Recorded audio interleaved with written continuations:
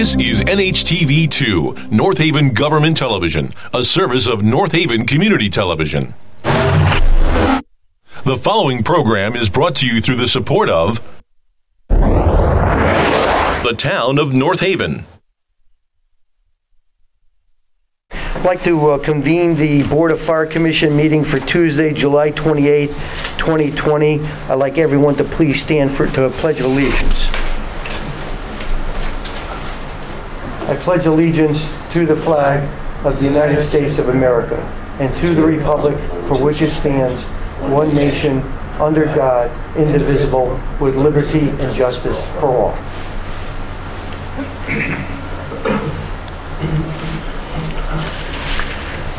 Thank you very much. And certainly to the residents and taxpayers of the town of North Haven and other interested parties, due to the Governor Ned Lamont's March 10, 2020 declaration of public health emergency and civil preparedness emergency and subsequent issues, Executive Orders 7B and 7D, and due to the spread of coronavirus 2019 in the state of Connecticut, including New Haven County, in person, public access to this meeting will not be permitted. This will be 100% electronic meeting. There will be no public comments. The public can access the meeting as follows. The meeting will be televised by North Haven Television and NHTV, available for Comcast Xfinity subscribers on Channel 20 and Channel 1084, and Frontier subscribers on Channel 6053. Dial in using your phone. Dial-in number is 1-929-205-6099, and the access code is 857-1161-3918, and the password is 06473. Certainly, we're going through some unprecedented times, and we need to be extremely cautious, and I thank every one of you for being as cautious and careful as you possibly can. We have the privilege this evening of conducting a swearing-in ceremony, which in normal circumstances is with a great deal of pomp and circumstance. And unfortunately, because of the circumstances, we don't have an opportunity to do that. But it certainly doesn't detract from the accomplishments of this young man and his family. And on behalf of our commission, I certainly like to thank the family for all of the support and effort that each and every one of you have provided and for Will. And certainly we look forward to him providing quality service to the residents, business owners, and visitors of our town for many, many years to come. Public safety is an admirable profession, and those who give of themselves for the public, they touch the hearts of many people, and I'm sure will touch the hearts of many, as he has already done so. So on behalf of our commission, I certainly congratulate you on your graduation from the academy. We welcome you into our family of the North Haven Fire Department, and certainly we make sure, and we want to assure the family, that the senior leadership of our department will keep this guy safe. That's their #1 mission. So on our behalf, we thank you, we welcome you, and I'd like you to please step forward. Before I do that, let me ask the chief to please comment on Will. Sure, thank you, Chairman. Firefighter Barry, unfortunately, we're not able to provide for you what we normally do, considering the circumstances. This event is normally something held at fire headquarters, rather large gathering with the public, friends, family, other departments and so forth invited. In light of what's taking place with COVID, we're not able to provide that, much like other departments in the area. So Firefighter Barry is supposed to graduate this coming Thursday. It's a little delayed. The academy is the only recruit class with an intermission so far. And you know, he was supposed to graduate several weeks ago. The academy had to be closed, unfortunately, for a period of time to allow for the dust to settle and to work out contingency plans to allow for education to take place. They we're able to do so, and he's going to be graduating now this coming Thursday. He's got nothing but great reports from the Academy and all the reports I've received. He's an example to all. One thing worth noting is firefighter Barry joined us as a volunteer in 2017 with Mondelez. He's been with us already for that long. He went and became a paramedic, and he's most recently been hired as a career firefighter. So his first day as a career firefighter was February 10th of this past year, and we're looking forward to him coming on shift next week. Again, we apologize, we're unable to do more for you than this. Perhaps we'll make it up to you some other time. But please enjoy yourself this week and be safe. Thank you, Chief. Thank you, Chief. I'd like you to call you up forward here so that I can swear you in.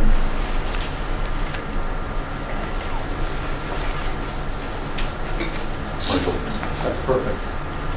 If you'd be kind enough to raise your right hand and repeat after me. I solemnly swear I solemnly swear or affirm or affirm that I will support the Constitution of the United States that I will support the Constitution of the United States and the state of Connecticut and the state of Connecticut and the rules and regulations and the rules and regulations of the North Haven Fire Department of the North Haven Fire Department as written and amended as written and amended by the Board of Fire Commissioners, by the Board of Fire Commissioners, and that I will faithfully and that I will faithfully and impartially and impartially discharge the duties of firefighter discharge the duties of firefighter of the North Haven Fire Department of the North Haven Fire Department to the best of my ability, to the best of my ability. so help me God. So help me God. Congratulations, welcome aboard. Thank you.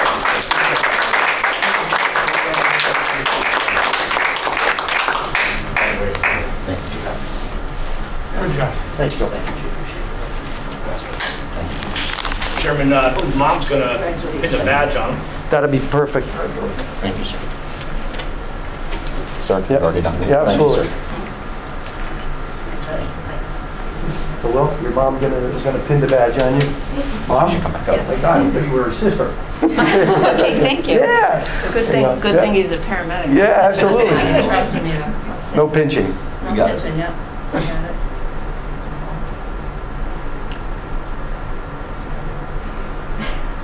Don't worry, you're a paramedic, I'm a nurse. We'll figure it out. You're in good hands. Yep, that's right.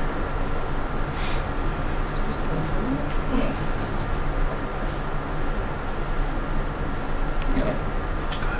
And straight. Yeah, I can't get it through. Now sometimes they have issues. I'm having issues. You got it. Just push really hard. There you go. That's good. That's good. Good? Yeah. Okay. Perfect. Thank you. Yeah. Congratulations.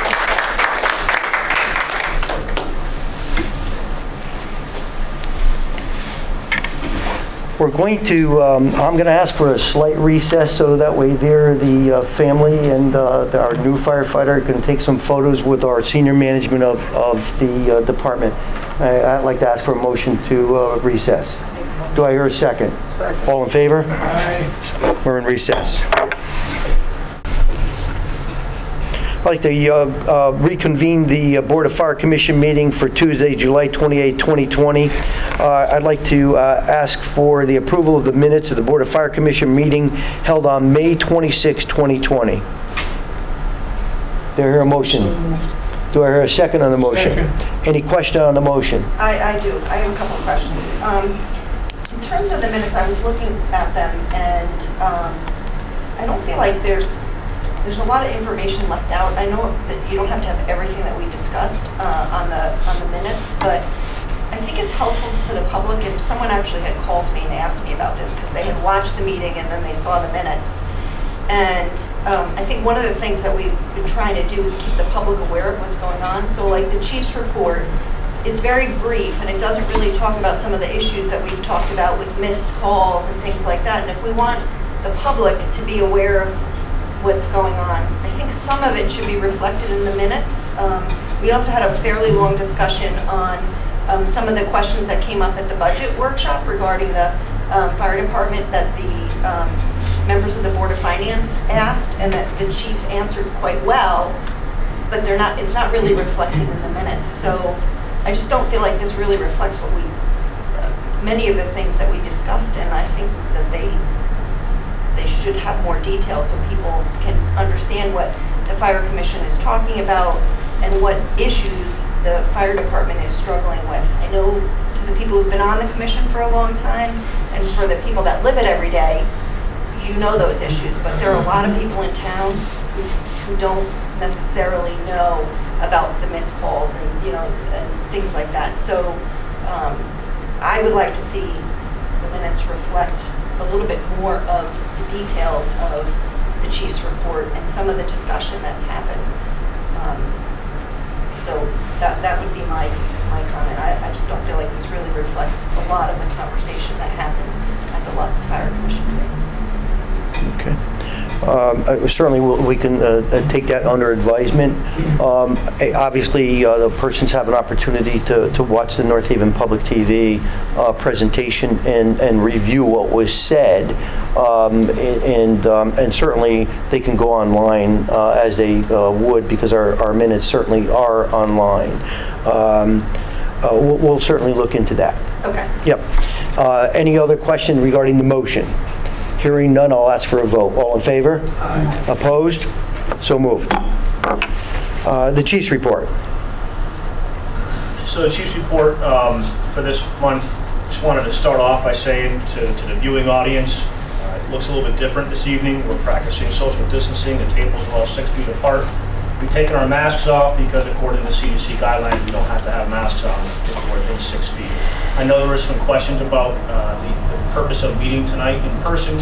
We had a swearing in just prior to this, which the viewing audience will have seen. The Zoom audience may not have.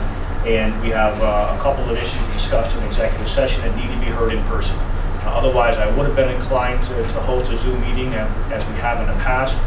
But unfortunately, as we're finding out in today's day and age, not everything can be done with Zoom. Some things still have to be done in person. So if we don't typically have an August meeting, there's not one scheduled. It's at the mercy of the commission if they so choose to schedule one. So hopefully by the time we are here in September, we'll be in a position where we can have a meeting kind of like we used to. But we could be right back to this again. So just wanted to make that clear. I did think it was important that we continue to have these meetings, as well as I know the Board of Fire Commissioners and Mike Frieda as well. So getting back to the report and covering what we normally cover. So 2019 at this time, we were at 2,620 calls. 2020, we're at 2,586 calls. So we're down about 34 alarms, nothing significant at all. 5 years ago, we were at 2,479 alarms. So still busier, still consistent. Since our last meeting, which took place on May 26th, we've had 18 different incidents in which we had to provide ALS intercept to the area hospitals. In other words, our paramedic had to assist him with the hospital. We've had 29 incidents on the highway. Since our last meeting, there were 4 incidents in which the FD experienced a delay in responding to the scene. Those delays accounted for a 4, 7, 10, and 12-minute delay in response. Those were incidents in which AMR is also responding, and we had 2 incidents in which the fire department had no units at all to respond, and AMR was forced to respond solo. 62% of our calls were EMS related since our last meeting, and we've had approximately 797 incidents, 217 of which were overlapping, which accounts for a 27% overlapping calls. Our current budget, I'm not able to give you figures for our budget. Definitive figures for our budget last year are still in the process of being closed out by Board of Finance, I'm assuming, and the Director of Finance. Those numbers are not available to me yet. They have not been validated yet. I'm confident that the fire department closed under budget. And I don't yet have numbers for this year. We're only into the 4th week of July, and the budget just started to get released for funding last week, and those numbers haven't yet caught up with anything where I can run reports. So at our next meeting, I'll be able to provide where we stand for this fiscal year. Again, our first month in, I'm not too concerned about being short anything. There's not anything that's pressing in terms of expenses or significant apparatus expenses that hit us between the months of June and July, where I'd expect anything different than we would normally have in the July of any fiscal year. Since our last meeting, I broke this out a little bit in terms of the fire fees related to the fire marshal's office. There has been a total, since our last meeting, of $140,728 collected since our last Board of Fire Commission meeting. Again, unvalidated numbers for the last fiscal year. This would have put us at $112,000 for last fiscal year in total fees collected. And this fiscal year, we're at $18,016. So again, close out last fiscal year, again, unvalidated, 619,112. This fiscal year, 18,016, and since our last meeting, 147. Regarding the Fire Marshal's office, again, these are covering since our last meeting, 105 inspections, 14 re-inspections for a total of 119. 15 code violations found, 28 code violations have been corrected. We've issued 2 abatement orders in that period of time, and there were 99 plan reviews or permits that were reviewed. For the most part, looking over some of the bigger inspections over the last, since our last meeting, we've been quite busy with getting some of the restaurants on board in terms of outdoor dining. So your restaurant you drive by in town and you see, for the most part, like every restaurant, yes, there is a fire marshal's component that has to go with that allows that restaurant to operate outside. If the tent exceeds a certain capacity, then there's some additional inspections that have to take place. And beyond that, we've been continuing to stay busy with COVID-19 inspections. If you think about this, a lot of the stores that are opening are allowed to do so based on occupancy, and those occupancy numbers all come from the fire marshal's office. So we've been getting a lot of requests and doing a lot of site visits, trying to be as accommodating as possible for all the businesses that are trying to open and trying to stay in business. There are some ongoing construction projects. Again, keep in mind that throughout this crisis, construction was never shut down anywhere in the state. Ongoing projects were allowed to continue. But we are still working with numerous code violations. We have people that call or stop by fire headquarters on almost a daily basis with concerns regarding exits and occupancy load and things of that sort. So it is something we continue to work with. Regarding training, our training over since our last meetings consisted primarily of pump operations. We took delivery of a new engine. You'll hear me talk about that again shortly. Building pre-plans and rope rescue. Again, just keep in mind, we've been dealing with some very hot weeks, so most of this training is all low-key, kind of stay inside, stay cool, stay hydrated kind of training.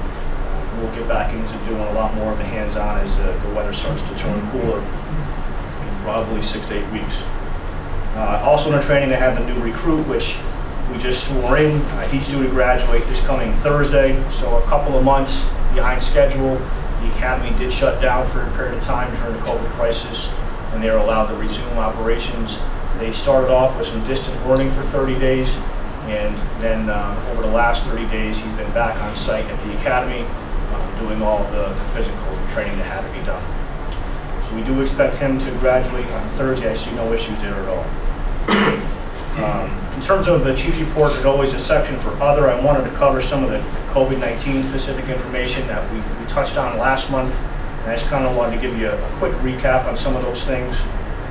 It's important to note that as I give you this information, I'm speaking in the role of the Emergency Management Director, which I serve as for the town, and I'm fortunate to have 2 deputy fire chiefs that can take over some of the fire operations that I normally assume during this period of time when I'm being pulled into an emergency management role. So I appreciate the 2 deputy chiefs stepping up over the last several months and taking on a large burden of the department as I try to get the town navigating through this COVID crisis.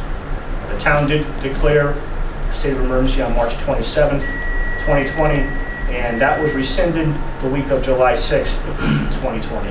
Just a formality in terms of declaration of emergency. It allows different privileges to take place through the First Selectman's office, but the state, of course, has still their state of emergency and has a lot of power still to issue executive orders and things of that such. The fire department continues to self-monitor for COVID-19 symptoms. We continue to check employees for temperatures each and every day into work.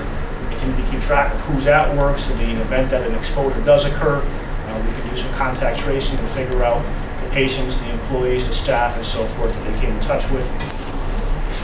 I'm happy to say that no member of the department has contracted COVID-19 due to a workplace exposure. And that's That's something that I think we should all be very proud of if you're part of this department, because a lot of departments can't say that. We were proactive, we got ahead of this very early. We required our staff start wearing masks to calls very early on and within the station very early on, and I think that probably had a lot to do with it. There's been a point of distribution set up every Tuesday at the Lindsley Street, primarily at the rec center, and then using kind of in front of the police station as well as the need arises. We talked about that last month. That is due to stop the first week in August. I don't expect that to continue any longer. It could change. So if you see it still going on, then know that something changed between the time I'm saying this and then. It's not unlikely that that happens.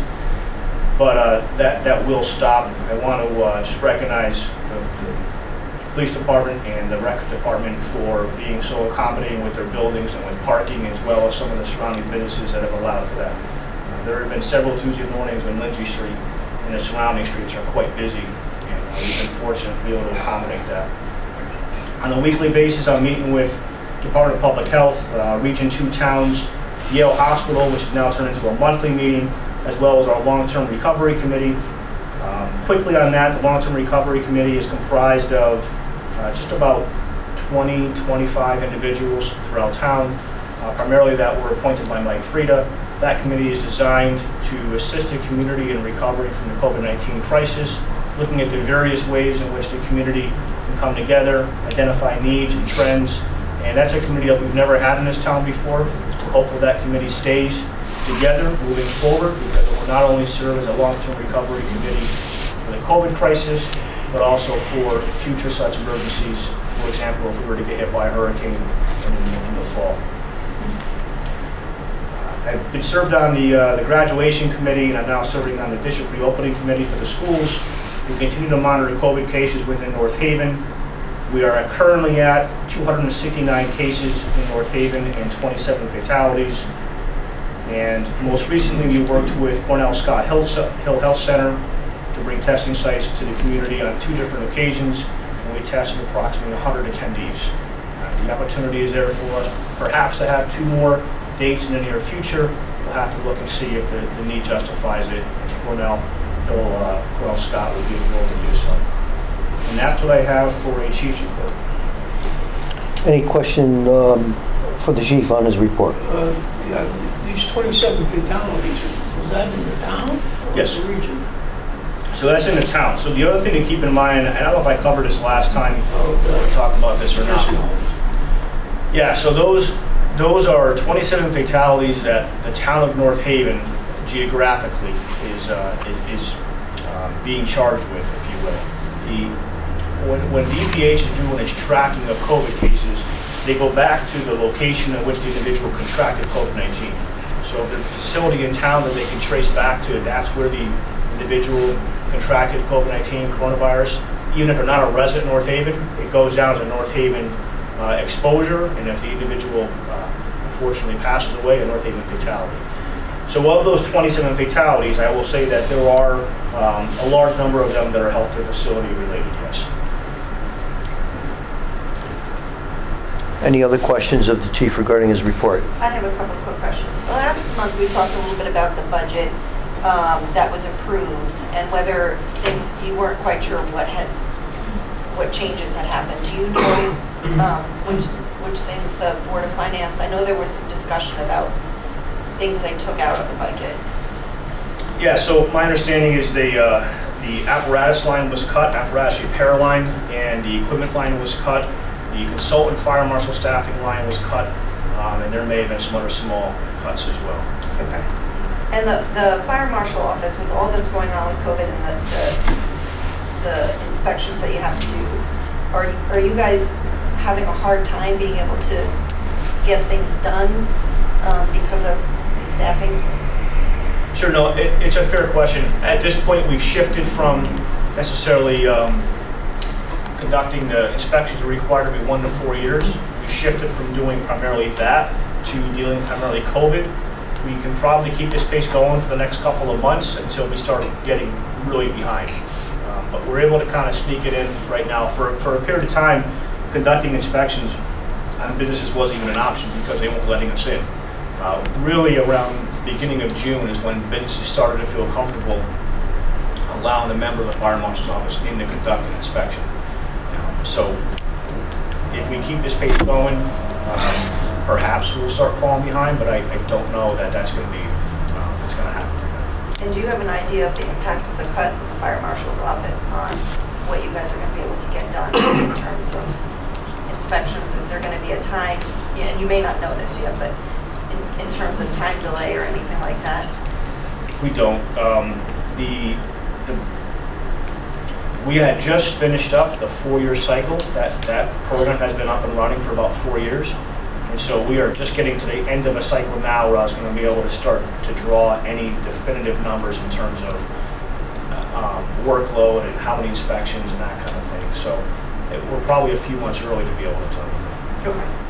And one last question, just in terms of state of emergency, do we know how long? I know through the state it's through September right now, but that may change. Do you have any sense of state of emergency and whether that will extend? It's turning into a legal discussion right now because the question that I most recently heard the Assistant State's Attorney talking about was if the executive orders expire when the emergency declaration expires, and they didn't have an answer for that. So that was as recently as last week. So I don't know. You may see that emergency declaration get extended just so that those executive orders stay intact. But that's obviously taking place at a level higher than us, and I haven't heard yet for sure if that's going to be extended. But if it does, I'd be willing to bet it's going to be a large reason why. Okay. Unless they can go up with some language that allows executive orders to stay enforceable outside of the emergency declaration by the state. Okay. Any other questions of the chief regarding his report? I certainly like to make a couple of comments. First of all, I'd like to voice the commission's appreciation for the deputy chiefs in stepping up while the chief has worked as emergency management director. I know that I've had numerous discussions with the chief and compliments to both of you in assisting and running the fire department as the chief has been tied up on a state, local level with the CDC and all of the regulatory folks. So thank you very much for stepping up. Chief, and I know it's not official, but thank you for managing last year's budget appropriately. Certainly, based on the raw numbers, not the official numbers, we have come back under budget. And it's a testament to your management and the cooperation of our deputies as well. So thank you for that. I, like the rest of the commissioners, look forward to the Board of Finance coming up with what our budget is and what's included in that budget so that we can really take a good hard look at where we are and where we're going in this fiscal year. So I look forward to that. And certainly, as far as the COVID-19 is concerned, and the management and the chief's responsibility as the emergency management director, I have learned firsthand from colleagues of mine in the assisted living community, as well as some other persons that are involved in emergency management, the important contribution that you have made and your colleagues have made in making sure that our residents and business owners and visitors of our town continue to be safe. I certainly appreciate, and on behalf of this commission, your effort during this unprecedented time. The Air National Guard that you made reference to that dispersed millions of pieces of PPE equipment to all of the medical communities in our region have done an outstanding job, and I was there today to witness these men and women sweating, moving cases of PPE equipment, moving pallets of product that was dispersed to the healthcare community around the region. And certainly on behalf of this commission, I want to thank the National Guard for their effort, and certainly you and your colleagues, Chief. Thank you for that. Any other comments regarding the Chief's report? Hearing none, I'll entertain a motion to accept. So moved. Do I hear a second? All in favor? So moved. Correspondence. Chief, have you received any written or verbal Other communications? than the day-to-day correspondence, I have nothing of interest. Any commissioners receive any correspondence? Yes, Mary Jane? Receiving correspondence, but I want to just tell the commission that on June 26th, I had a bad fall on my back deck. And my son called 911 and the paramedics came immediately. I don't know what their names are, but they were there immediately. I want to thank Deputy Chief for coming there. He was a really big moral support. And I was taken to the hospital right away, and everything worked out fine. I wanted to let you know it was a great experience. You had to have it. Glad you're okay. Glad you're well. Yeah. And if it wasn't for Dave, you would never follow my medicines. We know all the hiding places for medicine. That's always a nice message, and I'm glad you're doing well, Mayor.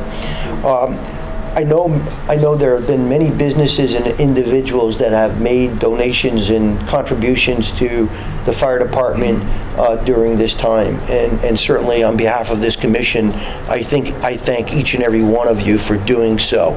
The generosity of the businesses and residents in the town of North Haven is just unprecedented, and we certainly appreciate it. I know our firefighters and our senior management appreciate it.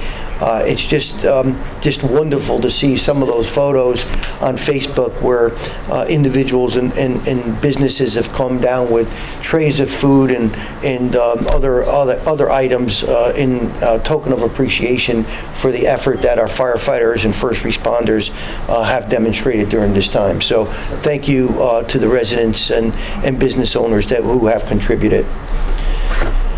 Unfinished business of the fire department. So a few things listed on the agenda. The first I'll start with is the state of the fire apparatus. I want to let the commission know that the new engine has arrived. It was purchased, as you may recall, from a town meeting over a year, probably a year and a half ago at this time. It was placed into service in the last 30 days. It's doing well. It's assigned to fire headquarters. We shifted some of the apparatus and reassigned some apparatus within the department to maximize operational readiness and efficiency.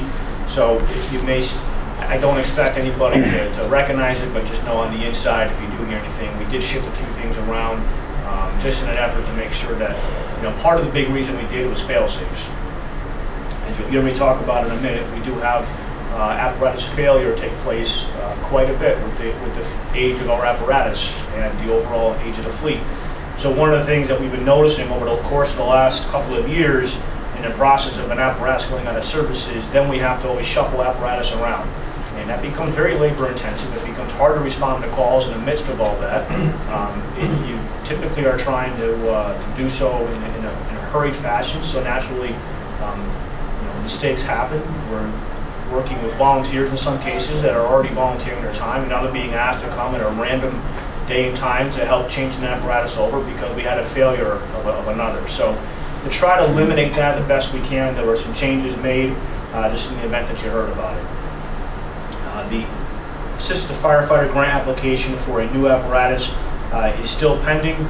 That was submitted this past year, and they just started issuing awards for departments for that now, and we'd expect to hear something, let's say, in the next 4 to 8 weeks, perhaps longer. I don't know that the COVID crisis had any impact on the awarding of those grants. My understanding is that they were able to shift things around pretty fast to allow the grant reviewers to do so in a controlled environment or a distance environment. So hopefully we'll hear on that soon. The old ladder truck, which would be the yellow-green one, if you will, and the old engine 5, which was assigned here that failed its pump test probably 4 years ago, were both approved by the Board of Selectmen to be sold, and both have been sold. Truck 2 is going overseas. It was bought by a charitable organization. The standards in other foreign countries are much less than they are in the United States of America, so it will still have some life in an overseas country. And the old engine 5, which was assigned to this station, and has been assigned to this station since it was purchased by the volunteers. It was put out to bid. There was nobody that met the reserve price that the volunteers had offered to pay for it, and their association purchased the engine. It's the first that I know of in a long, long time, the first apparatus that the department association, again, associations now are the benevolent associations of the department, have purchased and plan to keep it around and restore it for years to come. So if you see it, understand it's not an active apparatus. It's an antique already, and it's going to continue to antique. Does the money from those sales, does that go back into a...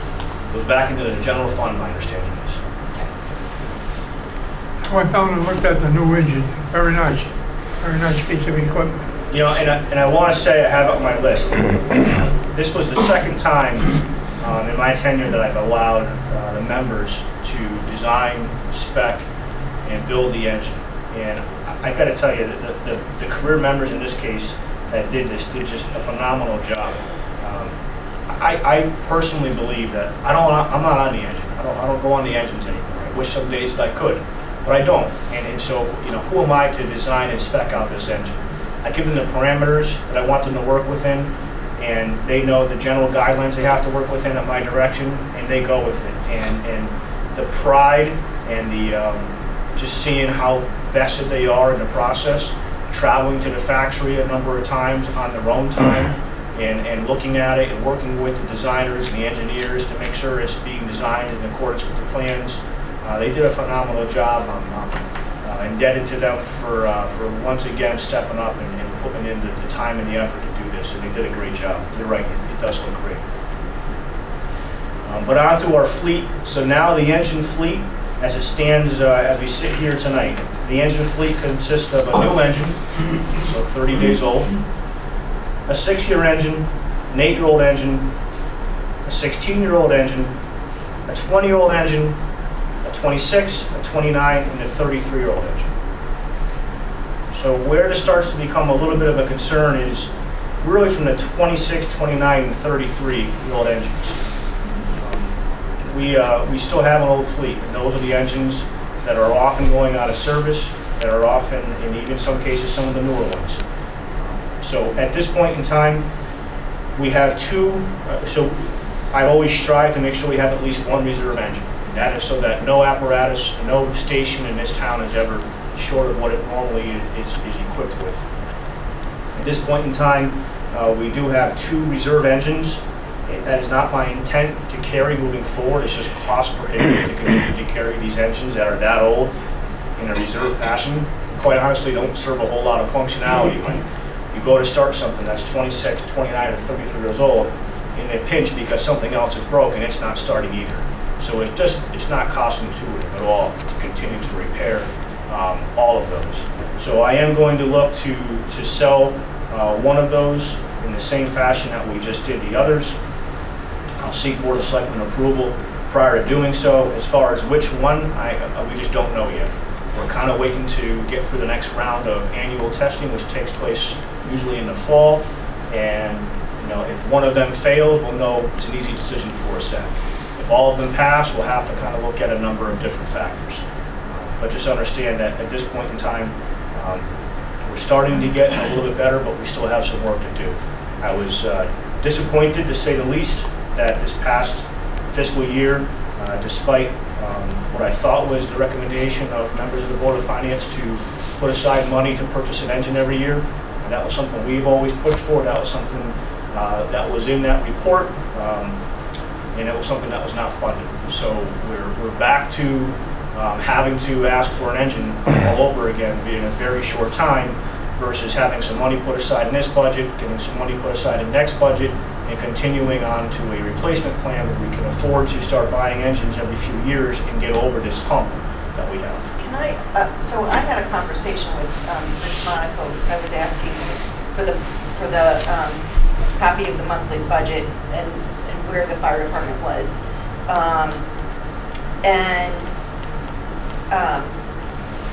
He was very surprised that the commission doesn't see the budget monthly, and that they're not following up. And I think one of the things that would be really helpful is for the commission to put forward some kind of 5-year plan based on what you're talking about, so we can advocate as taxpayers and citizens of the town for some of those things. Like, you know, you sell to apparatus, the money should go back into, to fund moving forward. I mean, that's a big part of like looking at the budgeting process. And again, it's not micromanaged. It's really to be on the ability to look at what things aren't happening right now. Because as a you know, without being on the fire commission, I would assume that if money came in for the fees from the fire marshal's office, that it would go back in to fund the activities of the fire marshal's office or the fire department. And I think, you know, this goes back to some of what we talked about, which is maybe changing a little bit of the structure of how the budgetary process happens, so we can be stronger advocates for the fire department in terms of pushing some of these ideas of coming up with a 5-year plan of how do you replace apparatus as they age, that it shouldn't be this waiting until they're 26, you know, 30 years old. I do know that I spoke with someone who's a fire commissioner over in Branford, and they instituted something it was a long time ago, where they have a plan on how they deal with aging apparatus. And I know you have talked about, you have plans and, you know, ideas and plans in place somehow or another. If we can get some of that information or present it to the Board of Finance, that might help to sort of bring this issue up, which you've been talking about a lot, so I'm not saying that you're not. It's just, I think the average citizen doesn't watch the fire commission. You're lucky if they watch the Board of Finance or if they watch the Board of Selectmen office, so they don't know. And I just think this might be a way to help sort of bridge the fire commission with the Board of Finance, so we can work together a little bit better. So just, I'm going to keep bringing that issue up because I think it's really important in order for us to advocate like many of the other departments do. You know, the Board of Ed does, the Police Commission does, the Library Commission. All of those boards look at the budget monthly so that they can advocate for departments that they're, you know, that they're on the commissions or boards for. Well, I certainly like to respond to your request, and we are absolutely in agreement to have the Board of Finance allocate the monies to upgrade our fleet. I think that the chief has done a magnificent job throughout the years articulating the need to do so. I participate in the workshops, the discussion at our commission meetings pretty much on a monthly basis, just as it's taking place today, clearly identifies the need of replacing 26, 29, and 33-year-old apparatus. Excuse me. And as far as the monies are concerned that come in either through the fire marshal's office or the sale of apparatus, we have no control over where those monies go, and we have been told by the Board of Finance multiple times that those monies must go into the general fund. We've advocated to set money aside, as the chief indicated, in order to begin to fund the purchase of apparatus. The Board of Finance did not see fit to do that. And, you know, even though we have supported that initiative, they were in support. Their subcommittee was in support of that.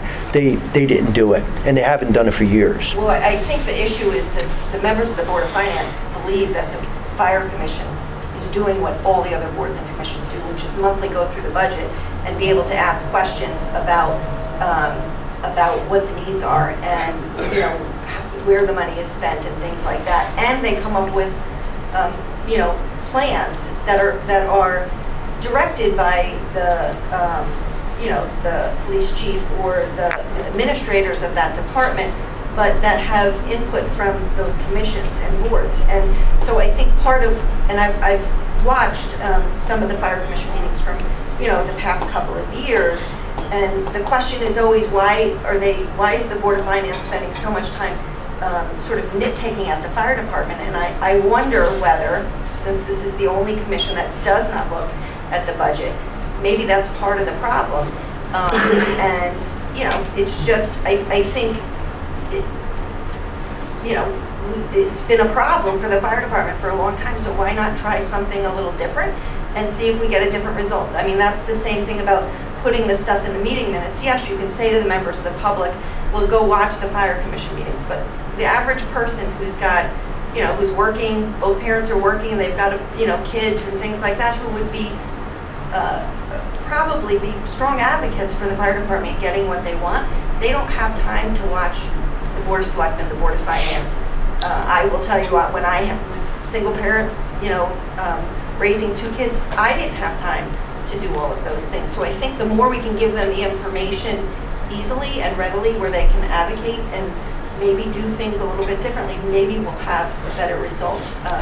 Because that's really, you know, what's happened in the past has happened in the past. I think we just want to sort of plan for trying to do some things differently. So we're working more collaboratively with the Board of Finance so that maybe we can have the ability to sway them a little bit more.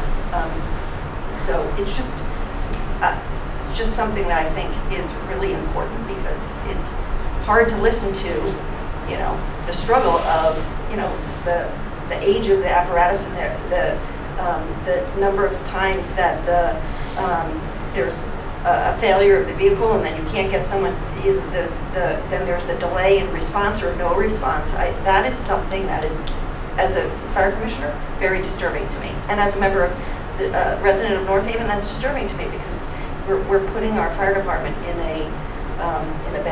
a position where it's difficult for them to be able to do what they need to do. And so that's just, not to get on a long soapbox, but I just think that that's something we just should continue to explore, because I will tell you, Rich Monaco was very surprised that we were not looking at this budget. His expectation, because he said to me, how do you do a 5-year plan as a commission with the fire department if you don't know what your finances look like right now? And you know, so I think the expectation is that the fire commission is doing that, and we're not. So I'm going to continue to push for that, because I think it could make a difference. Thank you. Any other questions regarding unfinished business of the department? Hearing none, I'll accept the motion to accept. I've got a few other Oh, subjects. I'm sorry, Chief. Okay. Go ahead. I thought you. 2 other subjects real fast. So the under unfinished business, the Connecticut OEMS Peace Hour update. I just want to provide the commission and the viewing audience with an update. I mentioned early on I wasn't going to discuss details of this, and I still don't intend to. I just wanted to give you an overview of kind of where we are with dates. So the initial decision was in the town of North Haven's favor. There was an appeal hearing after AMR filed an appeal on February 26th. We have a hearing that was held on February 26th, and we've heard nothing further since. About that time, the COVID crisis started to hit in March, and we were in expectation that there would be a 90-day delay for any hearing findings to be published. On May 29th, AMR filed a motion to reopen the matter to take additional evidence. On June 5th, the town filed an objection based on the intervener's request. On June 8th, AMR again filed a motion to open the hearings for additional evidence to be heard. On June 11th, the town was notified by DPH. The motion was denied, and to this day, we continue to await the final ruling decision based on the appeal from AMR. So I just wanted to go over the time frame. I know we've been talking about this for a long period of time. There was some activity on it as recently as June 11th. There's been nothing further since. I don't understand what the delay is. The hearing has been heard, but we continue to wait. We have mechanisms in place to move forward whichever way the hearing officer decides. If the hearing officer continues to rule in favor of North Haven, we have plans in place, and if for some reason we find that we lost our decision based on AMR's appeal, we have plans in place as well. The 2020 consortium, firefighter consortium testing has concluded. If you remember, the department and participated with that last 2 years ago as well, with some success.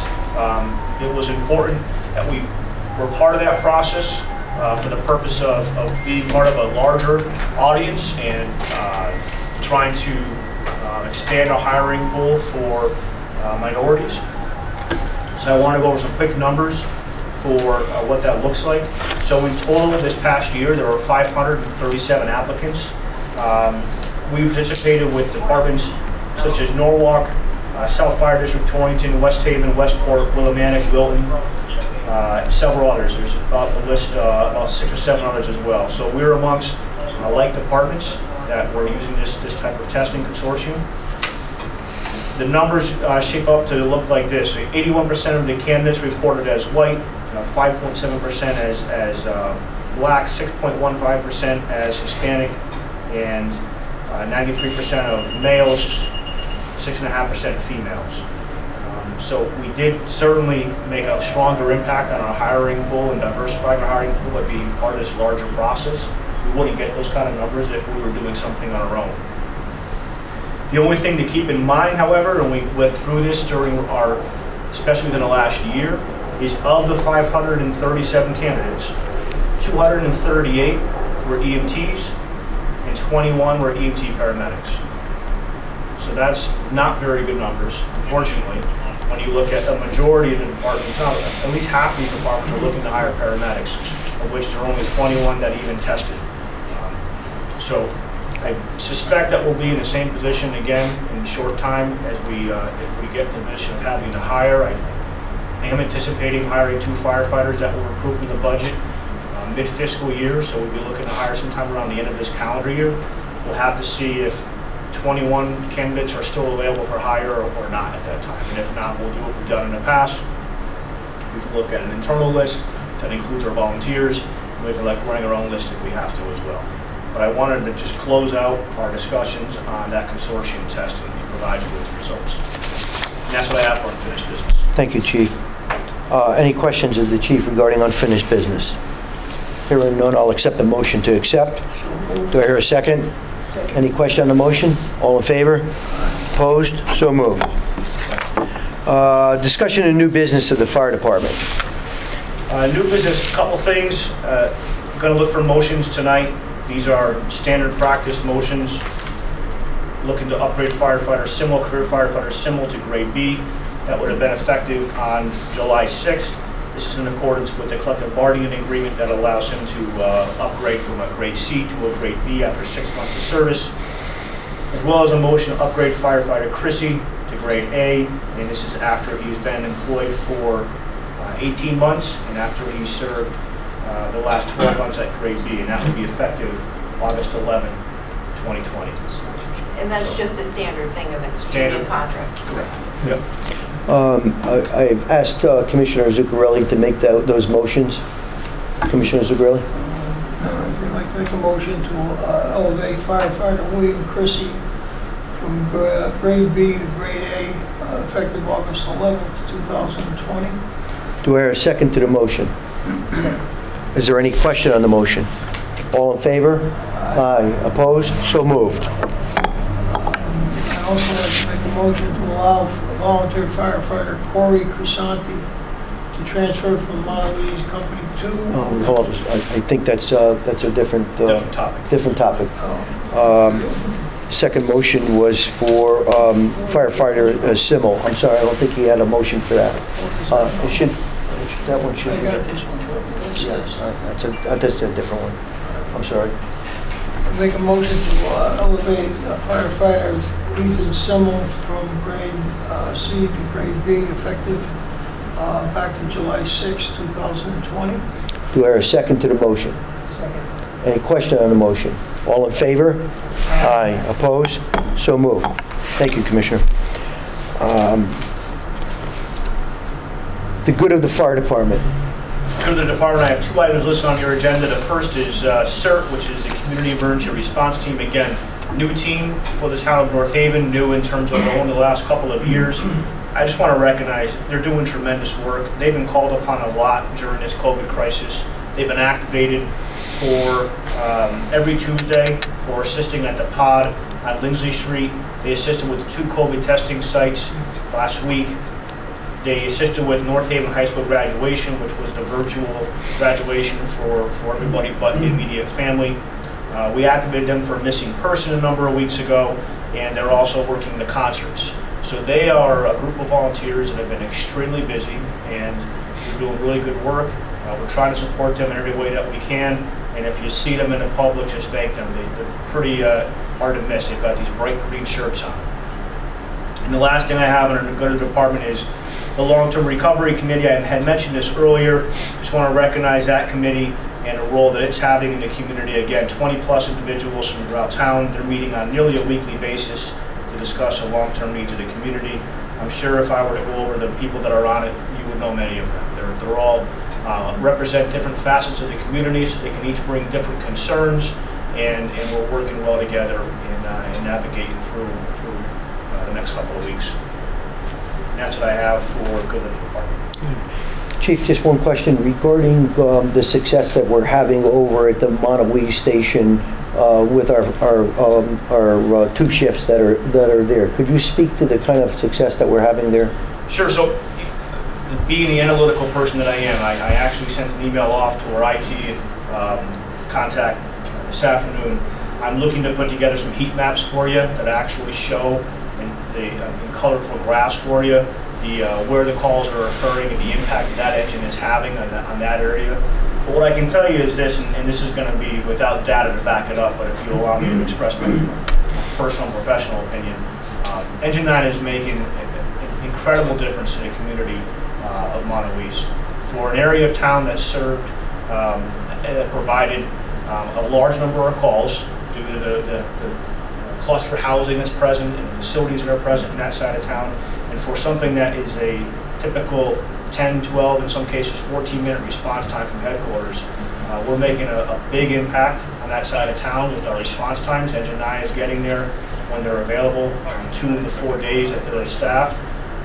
It's an ALS engine with a lieutenant assigned to it as well, who's accountable to the station and to the engine, and it's remarkable what's taking place down there. In terms of fires, it's first to arrive on fires on that side of town. In terms of medical, when you think about the fact that we're talking strokes, heart attacks, and choking, and things of that sort, things where every second counts, that engine is cutting off 6 minutes easily from response times from headquarters. It's making a remarkable difference. The highway responses, anything going northbound from exit 9 outward, is incredible. Think about that before. We had to respond from Broadway, go south, turn around, come north, and now we're able to respond and arrive on scene to these accidents much faster as well. So we look forward to being able to staff the 3rd shift later on this calendar year, or at least fill for it, and ultimately staff it a few months after an individual graduates from crew school.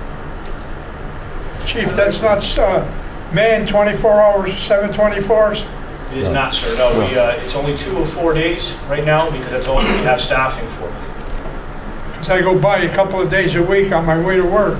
No cars in the driveway and it's dark. That's why I asked the question. Yeah, so the way it's working as of recent, as of roughly July 1st, is 48 hours straight they're on, followed by 48 hours where they're not on. And that's just because I have 2 shifts still that we don't have staffing to put down there. Again, hopefully this fiscal year we're able to continue to hire the 2 firefighters mid-fiscal year, and we'll get 3 of the 4 shifts. So my hope is that this next year we go before the Board of Finance and we're able to get the 4th shift staffed next fiscal year. Okay. Will we be able to get data on responses on days where there's a shift there versus? I'm all over it. I'm trying to get it, yeah. Not making excuses, but our software program is in the midst of some transitioning. It was bought by a larger company, and to be honest with you, we're just not going to dump the money into trying to get these reports. We're working on a different system that we have kind of always running in the background. The police department uses. We're trying to make that work for us. Yeah, I'm just thinking in the future as we.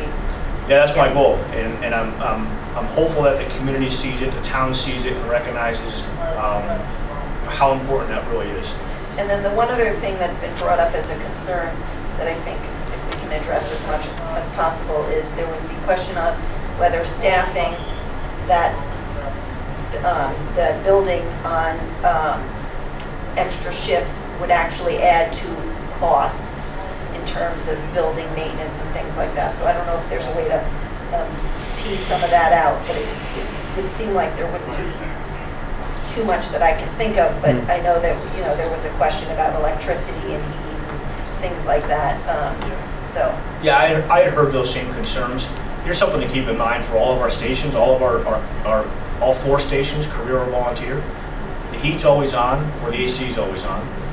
The lights are always on, and not always, but I'm saying these are all LED lights in all the stations. I mean, so it's not like we save anything, and it's certainly not an additional cost.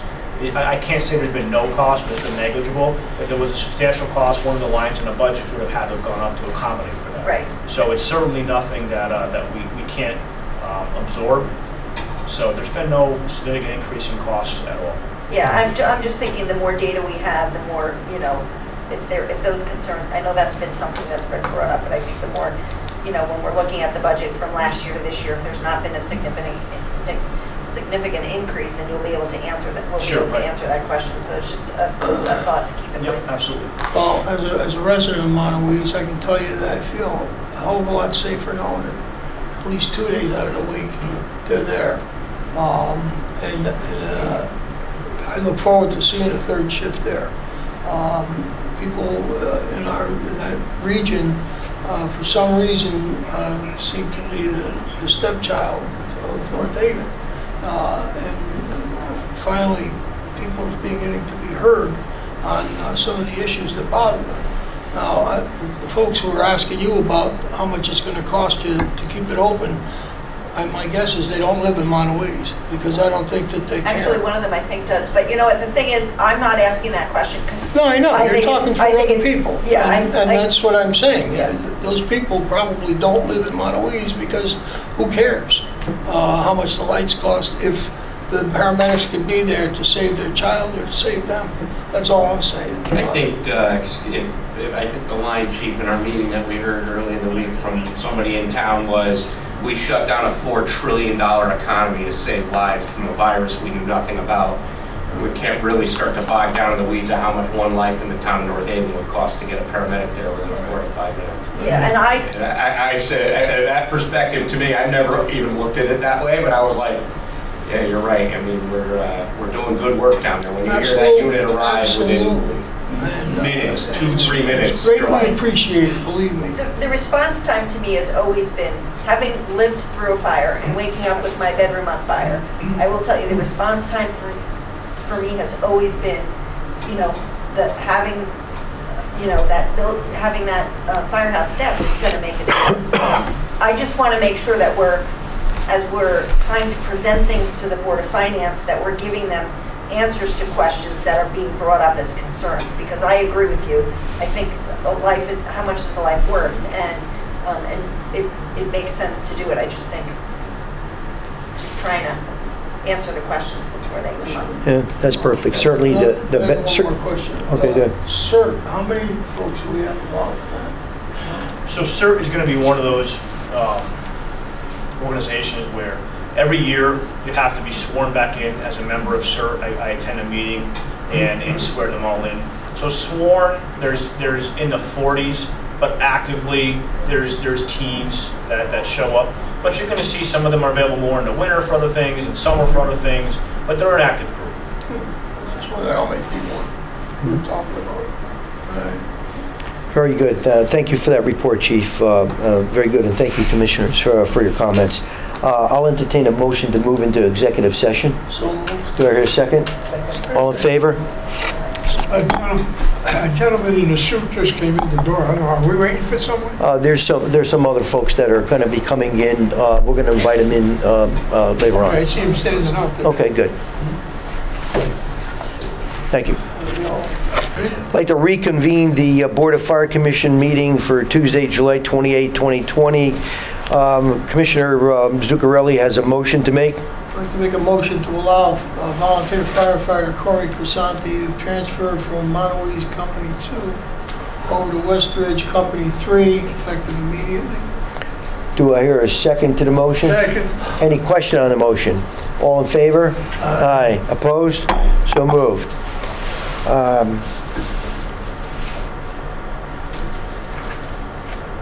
next meeting?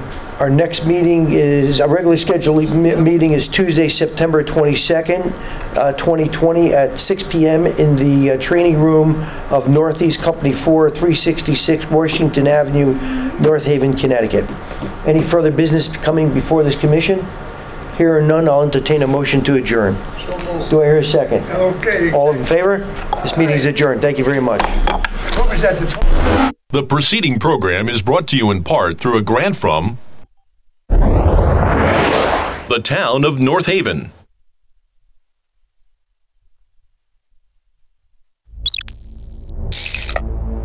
Watch town meetings or other videos on demand at nhtv.com.